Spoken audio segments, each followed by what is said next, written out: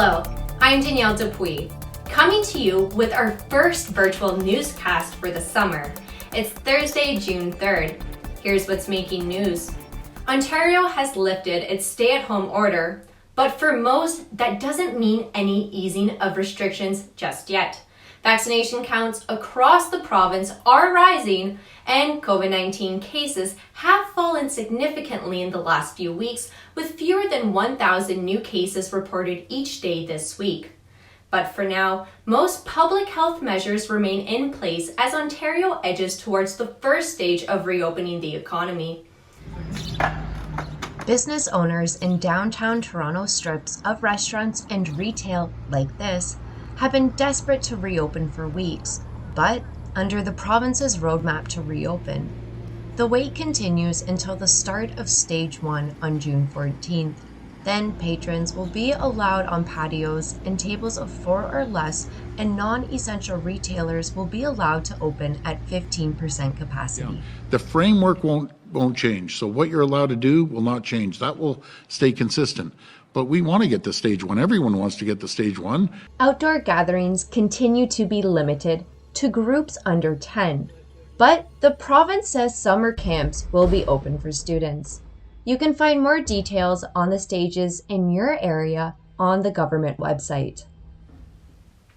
But for many students and parents, it was news about school that they were waiting for. The province confirmed schools will remain closed to in-person classes until September. Premier Doug Ford said it is still unsafe to have children in closed spaces for several hours.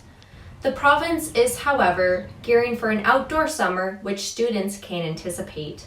We look forward to a two-dose summer and September with a sense of optimism, because our focus will continue to be delivering a stable, normal, safe return to in-class learning in September.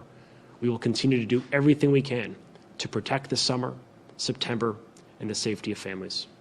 Ford says this decision keeps children safe and secures a reliable reopening in September. For months, many non-academic activities have been on hold. For owners of businesses like dance class studios, they've taken a financial hit as well and are urging a swift reopening for the sake of their students. Humber reporter Irina Haminko has more. These kids could have never imagined that they will be left without their dance classes for more than a year now. Most dance studio owners didn't expect their classes would be on hold for that long either. Turning to online teaching was not only challenging, but also left them in financial strain. I know most studios have lost anywhere to 60 to 70% of their clientele. That's a lot.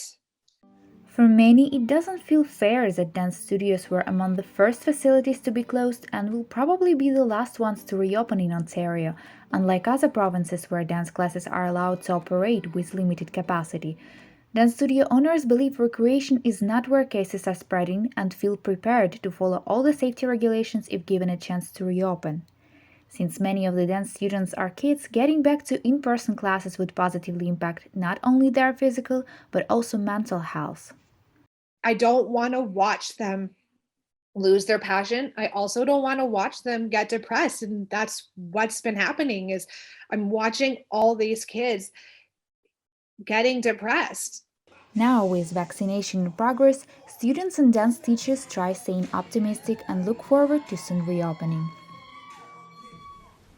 As the country continues to react to the discovery of the remains of 215 children at a former residential school in Kamloops, British Columbia, some are now calling for more action from the government.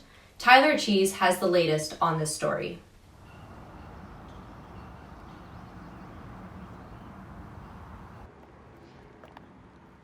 It's a simple tribute, shoes left outside a former residential school in Northern Ontario. Tributes like this have cropped up all over the country. The shoes symbolize the 215 lives cut short. As Indigenous communities process the heavy emotions that come with this revelation, many say it's finally time to do more. I know a lot of people are doing their flags at half mast. These are very nice gestures but I think we need to bring, fundamental changes that we need to do, such as, like say funding, resourcing for these searches at former residential school sites for other remains. The discovery of the remains confirmed what many Indigenous families have known for decades: their stolen children can never come home. In response, the Ontario government has begun work on a designated day of mourning and remembrance. Many Indigenous activists are also calling for an official apology from the Pope. The Catholic Church has yet to respond, but Canada's Minister of Indigenous Services agrees that one is needed. I think it is shameful that they haven't done it, that it hasn't been done to date. There is a responsibility that lies squarely on the shoulders of the Council of Bishops of Canada. As for the responsibility for uncovering remains at other locations, the minister is hesitant to make an official announcement. I'm not Indigenous. I know how my ancestors died. I know where they're buried. But consider a second if I heard something about a government organization coming in and surveying, however uninvasive it is. But Indigenous groups aren't calling on the government to do the work. They're asking for the funding to recover the remains themselves, a recommendation included in the Truth and Reconciliation Commission years ago. That's the work I need to do, and as First Nations, we need to do together. Today, Truth and Reconciliation Commissioners are calling on Ottawa to react quickly to these calls to action and to create a national monument to residential school survivors. The Standing Committee on Indigenous and Northern Affairs is also starting a new study that will take a look at how to recover bodies at other former residential schools. Back to you, Danielle. Thank you, Tyler. And now, looking internationally, in the Democratic Republic of Congo, hundreds of thousands of people are fleeing the eastern city of Goma. After a deadly volcanic eruption 2 weeks ago, authorities feared there is more to come. Tina Nalova Ikome Lekambi has this report. Taking along just a few things they can save, residents of Goma are evacuating the city again. They leave behind their homes, threatened by another eruption of Mount Nyiragongo. That advice came to us in the morning of, I think it was Wednesday. It was Wednesday, and they told everybody to leave. Several days ago, Mount Nyiragongo erupted, killing at least 32 people and destroying thousands of houses. People from that quarter had already gone. They already left their houses, and but there was other people trying to get what they could get so that they can save something. Dozens of earthquakes have continued to rock Goma as authorities say the city could be hit yet again by another eruption on land and under the city's Lake Kivu. Thousands of people from high-risk neighborhoods are now leaving a place they once called home. I am Tina Nalova Ikome Likambi, Humber News. Back here at home, another provincial announcement. Ontario says it's expanding access to mental health services for underserved Black, Indigenous, and Francophone students. Humber reporter Shifa Nazir has more. Ontario will distribute $2.39 million to increase mental health services for post-secondary students. The move is part of the Roadmap to Wellness initiative announced last year.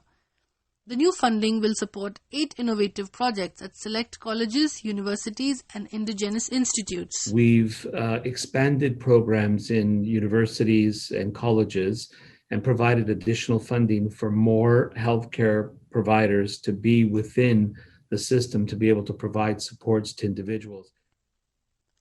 The province's mental health minister says the projects will address the mental health impacts of COVID-19 among the youth. The whole premise behind investing at colleges and university levels is that there is a lot of stress and a lot of pressure on students, especially during these difficult times with the pandemic, the fact that there's not a lot of in-class learning, the fact that a lot of the old ways of socializing and developing your mind and your cognitive faculties have gone away because you're doing everything on a computer.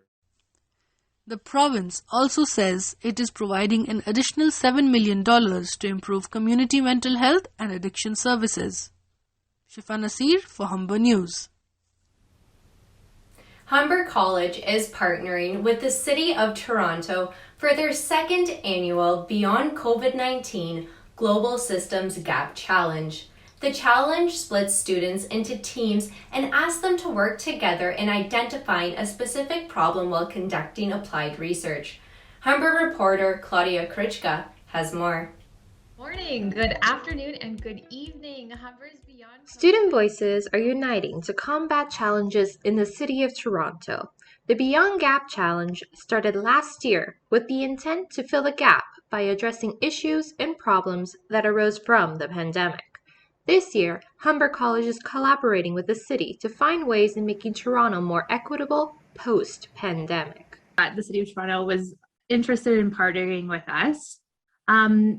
I think this year we really wanted to have a bit of a regional focus on where Humber is located and where a majority of our students are coming from. So it's really fantastic to see that the City of Toronto was right on board.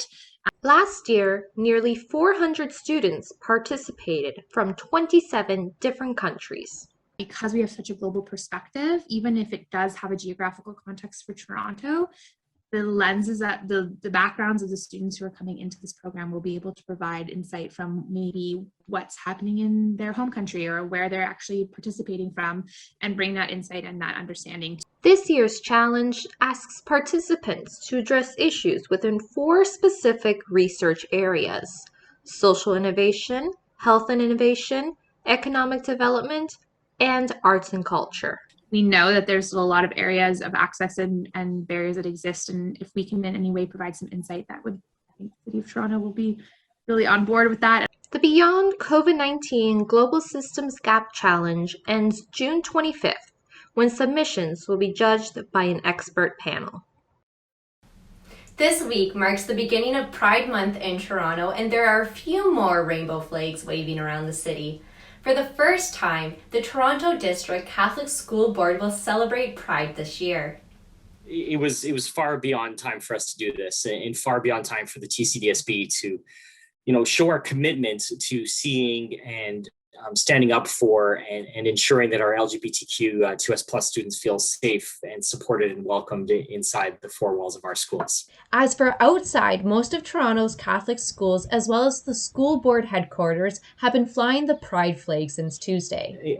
I think, this will help students to feel seen at our board and hopefully to feel safer at our schools as well. But at least one former student isn't fully convinced. I think it was one of those things where it was like a nice kind of like first step, but like a bit of a baby step, in that it's taken a really long time to kind of get here. And still, the school board says the response has been mostly positive. I've been hearing from people who attended our schools even 20, 30 years ago who just feel so relieved that we finally made this decision. And, I'm only sorry it didn't get done sooner. Pride flags will fly at Toronto Catholic schools for the rest of the month. I'm Danielle Dupuis. Humber News is written and produced by students in the journalism program. For more coverage, visit our website, humbernews.ca, and follow us on Twitter at HumberJRNL. We'll see you again next time.